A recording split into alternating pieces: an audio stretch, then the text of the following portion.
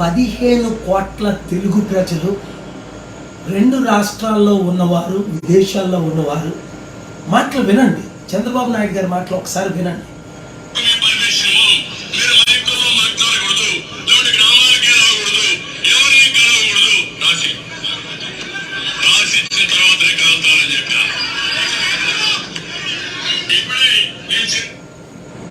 చంద్రబాబు నాయుడు గారు, అసలు మీకు బుర్ర పనిచేస్తుందా?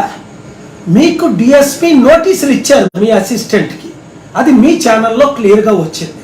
ఏమని ఇచ్చారు నోటీసులు? నేను కోర్టుని అప్రోచ్ చేసిన తర్వాత, నేను డీజీపీ గారికి లెటర్ ఇచ్చిన తర్వాత, కందుకూరులో మీరు 8 మందిని పొట్టను పెట్టుకున్నారు. మీకేమైనా అర్థమవుతుందో మీరు ఏం చేస్తున్నారో?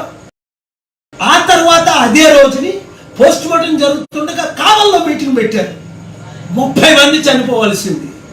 మరుసటి రోజుని గుంటూరులో నిన్న కాక మొన్న మరలా మీటింగ్ పెట్టారు. 3 చనిపోయారు, 30-40 మంది గాయపడ్డారు. ఆ కుటుంబాలను మీరు దర్శించారా? నేను దర్శించాను. వాళ్ళతో మీరు మాట్లాడారా? నేను మాట్లాడాను. 200 రూపాయలు బియ్యం ఇస్తాం, 200 రూపాయలు ఛార్జీలు ఇస్తాం, 2000 రూపాయలు చంద్రన్న కానుకలు ఇస్తామని చిత్తశుద్ధి ఉంటే వారి ఇంటికి మీరు పంపించవచ్చు కదా.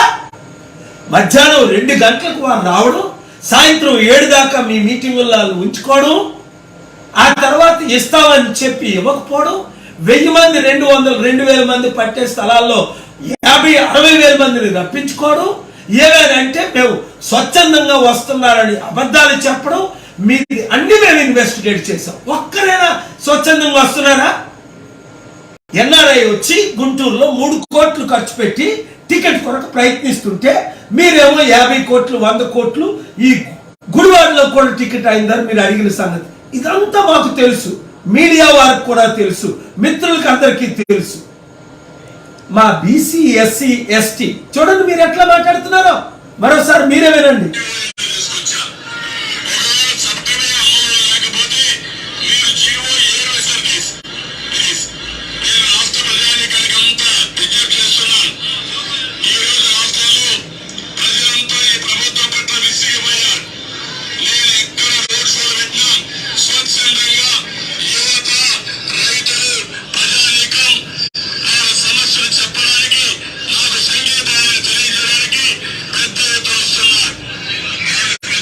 చూడండి, రైతులు యువత ఆయన దగ్గరకు వస్తున్నారట సంఘీభావం చెప్పడానికి, వాళ్ళతో మాట్లాడడానికి.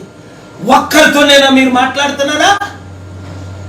50,000 మంది కందుకూరులో వచ్చారు, ఒక్కరైనా మీరు రప్పించారు, ఒక్కరితోనేనా మీరు మాట్లాడారా?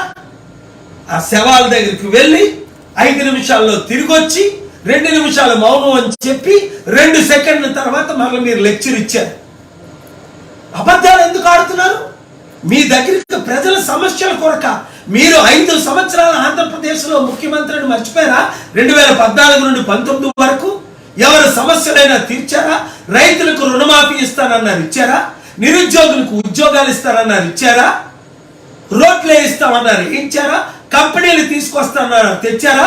100 స్మార్ట్ సిటీలు కడతానన్నారు, కట్టారా? ఒక్కటి మీరు చేసి సీమాంధ్రాన్ని సింగపూర్ చేస్తానన్నారు, మీరు చేశారా? ఎస్, 5 లక్షల కోట్లు అప్పు చేశారు, లక్షల మందిని మోసం చేశారు, 6 లక్షల కోట్లు సంపాదించారు, క్యాపిటల్ సిటీ కూడా కట్టలేకపోయారు.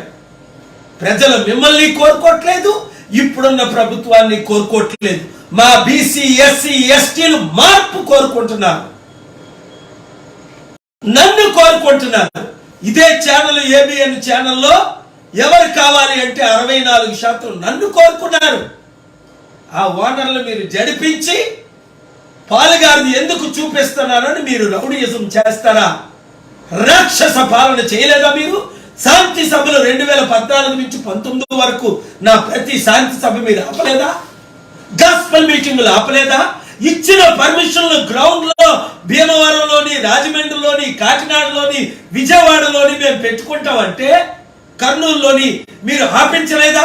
మీ డిఎస్పీలు పంపించి శాంతి సభలే మీరు ఆపించినప్పుడు, గాస్పల్ మీటింగే మీరు ఆపించినప్పుడు 5 సంవత్సరాలు 82 సార్లు మా వాళ్ళు కాల్ చేస్తే మీరు నడి రోడ్డు మీద ఇల్లీగల్ గా రోడ్ షోలు పెడుతుంటే నా ఒత్తిడి మీద ఇంతవరకు చంద్రబాబు నాయుడు గారిని ఎవరు ఆపలేదు.